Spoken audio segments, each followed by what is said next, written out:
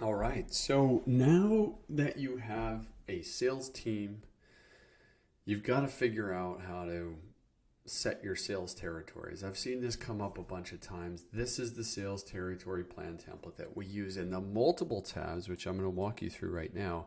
You can see I tried to put it in a step-by-step process. There's a lot more meat on the bone here than what may initially meet the eye. It's not just one sheet in Google Sheets. It's multiple steps in a process to determine your sales territories because there are so many problems and complications that come from setting territories, and sales reps are very sensitive to this. You know, when I was personally selling software myself, um, territories change, and you can go from having a bad territory to a great territory, or the other way around. And so we want to minimize the amount of problems and maximize the amount of revenue for you when setting your sales territory. So I'll walk you through this right now. The first tab is the instructions tab. I always try to include instructions to show you what's included, and then also explain how to use this template in addition to this recording right now.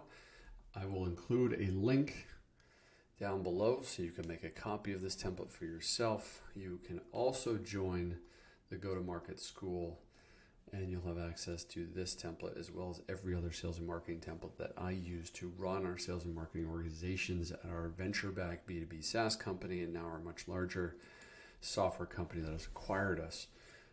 So let's get right into it. Step one is to take you through the sales territory plan checklist. I developed this checklist so that you can go through this sort of formulaic process of establishing sales territories. And the first one is sales forecast alignment. So how do we define our sales forecast for the year? I walked through in a separate video how we develop a sales forecast, but this will help you in the second tab of how to align on where the revenue is going to come from and how many resources you need to allocate towards where that revenue is coming from. Number two is a customer analysis. So walk through a market analysis that you can take advantage of well, but this is looking more specifically of the customer profile, how hard it is to acquire them, and how much they're worth to the business. Number three, is the sales territory math.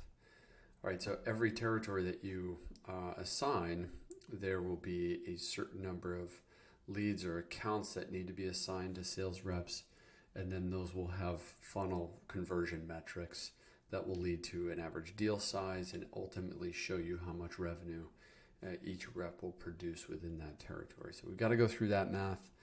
Number four is the sales rep assignment. So this is just a pretty basic sheet where you have your rep's name in one column, and then we detail exactly where they fall in the territory.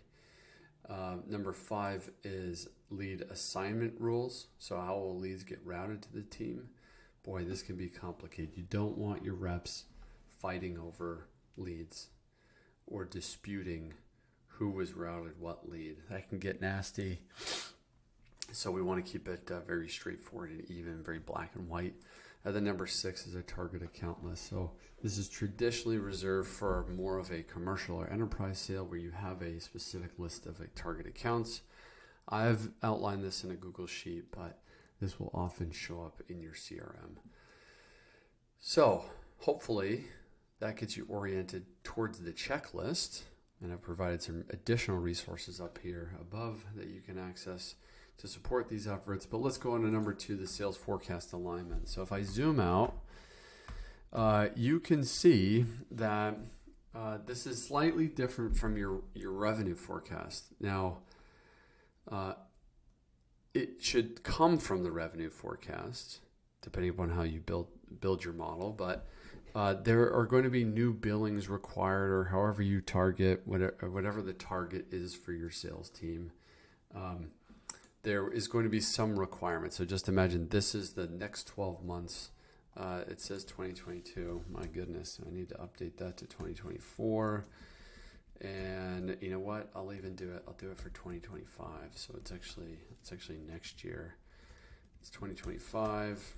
Okay, moving along. And then, yeah, there you go, 1.5.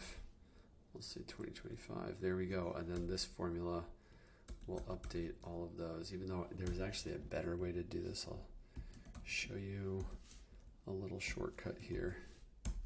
Okay, and then I'll just copy that across. Bingo. Now your months will flow through properly. So now we have the 2025 forecast. So let's pretend it's December of 2024. You have your billings required here, forecasted along the top.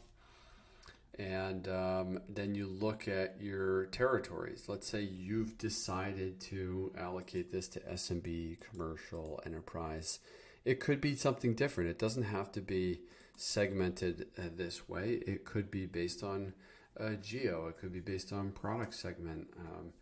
There are many ways to peel the onion, but I've laid it out here based on territory size or how we consider the size of our customer and the skill set. So that's really how we think about it, is the skill set required for the territory. So smaller deals in SMB require a different skill set than enterprise. You may find this and segment it based on industry vertical because your sales reps need to speak a particular language for the industry vertical. So either way, just continuing on this is it's a distribution saying, well, we think 50% is going to come from the SMB customers versus 20% from enterprise. And so then this is the distribution of billings up here. And then it calculates based on quota per rep by territory, how many sales reps that you'll actually need. And then your average deal size, and then the number of deals required, and then ultimately it backs into all the way down to number of MQLs required per rep to hit quota. So that's what you want to get to. I mean, you've got to understand the inputs required to make your model successful. And so that's what this is intended for. Punch in your inputs in the yellow and the blue cells here, and then the rest will flow through. So once you have this in the green box, now you know the number of target accounts required per rep. That's ultimately what this tells you. Which gets you to number 3 to do an actual customer analysis. I'm going to update this today. So you'd come in here, you'd update it based on who the last person to update the analysis was. These ultimately would live in separate Google Sheets more commonly. But I've included it in one just for organizational purposes. And so maybe you slice and dice the territories this way based on country or customer size, like employee count, or customer industries. And so I've shown a nice grid here, which I find helpful to just conceptualize is like, what is the difficulty to acquire a customer along the bottom? And what is the estimated lifetime value of a customer? And so ideally, it's really easy to acquire customers and you have a high lifetime value. That's ideal. It doesn't always work out that way. Now you could have a hard to acquire a customer with a very high lifetime value, and that's still a good place to be, because maybe because they're hard to acquire, it creates a bit of a moat between you and your competitors, and they'll have a difficult time acquiring them, and they stick around longer, so maybe it drives their LTV up. What you don't want is a hard to acquire customer with a very low LTV, because your CAC will be really high, your LTV will be very low, and you'll eventually run out of money. So this is just an example of how you may do this analysis to look at the different metrics within this table. And these are just formulas to say how many, if I dumped our customer list into this table below, where would the distribution of our customers fall?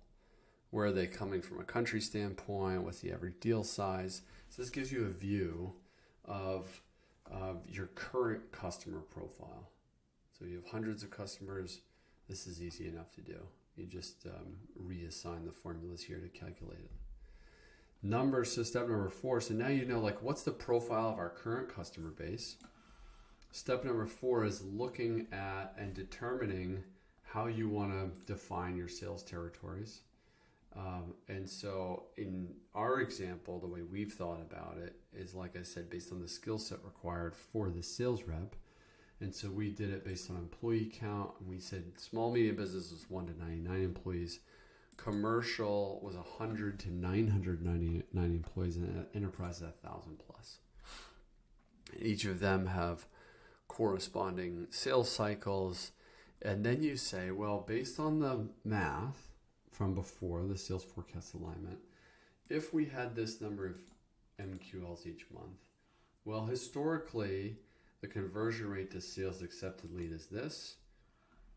And then the connect rate and the percent that converts to sales qualified leads, the number of opportunities, which then eventually brings you down to closed won deals. And then the average deal size gets you to the MRR closed won. And that gets you to, I like to calculate this, not everybody calculates this, the value of each discovery call. I think that's helpful for sales reps, so that when they're thinking, well, every discovery call I take based on our conversion rates, this is how much it's worth to me. So I should be taking as many discovery calls as possible. And then this average number of decision makers just gives you a sense of how many people they should be talking to within that territory. So this is what it may look like for the ideal math for each of your reps within that territory. Now keep in mind, for like an enterprise deal, this may be an average by month. But for enterprise sales, like a rep, depending upon how big your deals are, may be closing one deal a quarter. But they're really big. They're six-figure deals. I've got a good buddy of mine who does enterprise sales for a big data company, and he closed one deal in that month, but it was worth $10 million. So it varies based on territory. So that's step number 4. Step number 5 is the assignment. I'm not going to spend much time on this. It just says that now that you have your territories, you start to assign your reps to those territories. You give them a quota and the number of the average deal size, and then the math here that says this is the number of deals you're expected to close a month and year. And I think that's helpful just to keep track of for sales management. And for those where it applies, you'll develop an account list based on a percentage of marketing sourced deals versus sales sourced deals. You may develop an account list for your commercial or enterprise reps, and you can do that here. This would be an individual rep, so you'd put one of your reps' names here, and they would own these accounts. So we do it, the way we do it is we say, this is effective for this period of time. In this case, I'll change this to 25. So they own these accounts for a certain period of time. Maybe it's by quarter, maybe it's by a year. You choose the number of target accounts, and then that rep is focused on winning those accounts. You put the account name here, the owner of that account, the territory, the starting billings if it's 0 or if it's some number, and then the current billings over time. So you can monitor, are the activities of this sales rep advancing the opportunity and the revenue profile of this particular customer. And I'll zoom out, see if there's anything more on there. Yeah, progression of account status. So this shows you by quarter how that particular account at a glance is progressing over time.